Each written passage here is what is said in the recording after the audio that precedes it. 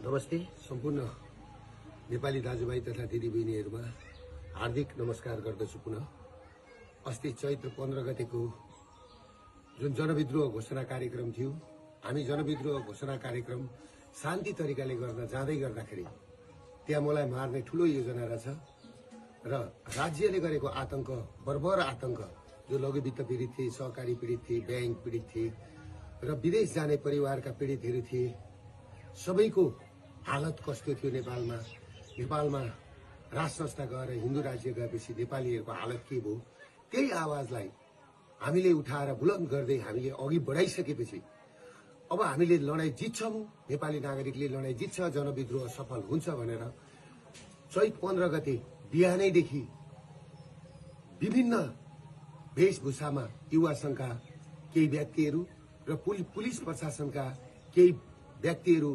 Civil ड्रेसमा हात हतियार सहित गएर अर्काको घरमा चढेर बिहानैदेखि घर कब्जा गरेर जुन घटना पुलिस प्रशासनले घटायो र हामी कार्यक्रम स्थल 1:30 बजे पुग्दै गर्दाखेरि कार्यक्रम स्थल पुग्नुभन्दा 15 मिनेट अगाडि नै हामी जहाँ स्टेज बनायौं, हामीले त्यत्रो खर्च गरेर शान्तिपूर्ण प्रदर्शन गर्ने भनेर हाम्रा पाहुनाहरू हामीलाई स्टेजै पुग्न नदिकिन बाटैबाट गोली हानेर चाहिँ नि लखेट्न थालेपछि, टियर ग्यास हान्न थालेपछि त्यस पछाडि हामी अघि बढ्नु पर्यो। म किन अघि बढेको भने सम्पूर्ण प्रहरी जवानलाई लागेको होला। म प्रहरीलाई जति माया गर्ने मान्छे म कोही छैन र दिन दुखीलाई माया गर्ने मान्छे म जतिको कोही छैन। प्रहरीलाई लाग्यो होला दुर्गा प्रसादले पेलो भनेर, तर मैले त्यहाँ पुग्दाखेरि के सुरागी पाएँ भन्दाखेरि त्यहाँ माथि छतमा साफ सुटरहरू बसेर मलाई टार्गेट बनाएको भन्ने मैले बुझिसकेको थिएँ। र अर्को कुरो के थियो भन्दाखेरि मेरो कानको छेउबाट गोली गयो। तिनकुनेमा पुग्दाखेरि, मेन ठाउँमा पुग्दाखेरि, स्टेजको छेउमा पुग्दा र म त्यस पछाडि मैले कुरो बुझिसकेपछि मेरो कानको छेउबाट गोली पनि गयो।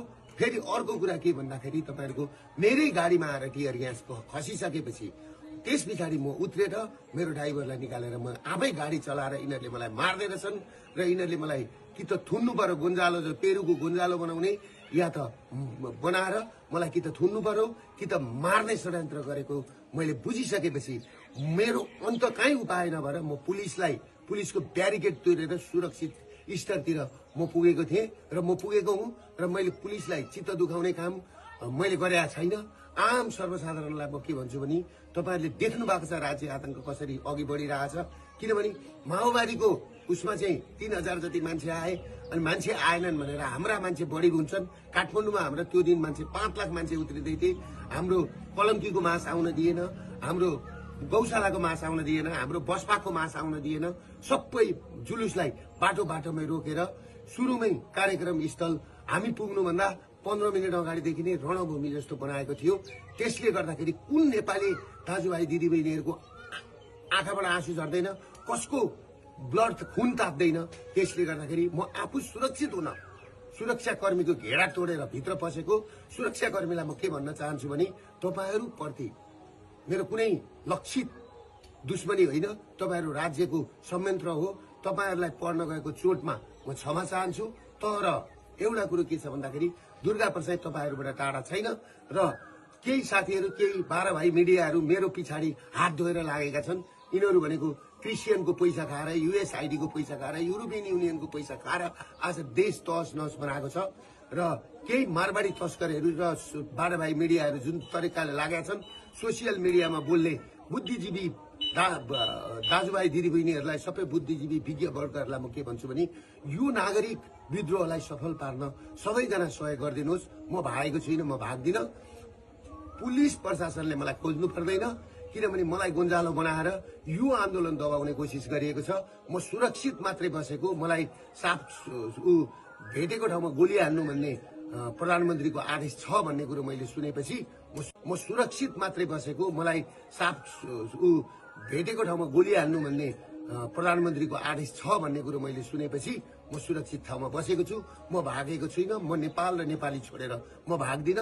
म भाग्नलाई जन्मेको होइन, म झुक्नलाई जन्मेको होइन, बरु म मर्छु तर तपाईहरुको अगाडि मर्छु। त्यसले गर्दाखेरि तपाईहरु के बुझ्दिनुस् भने सम्पूर्ण नेपाली नागरिकलाई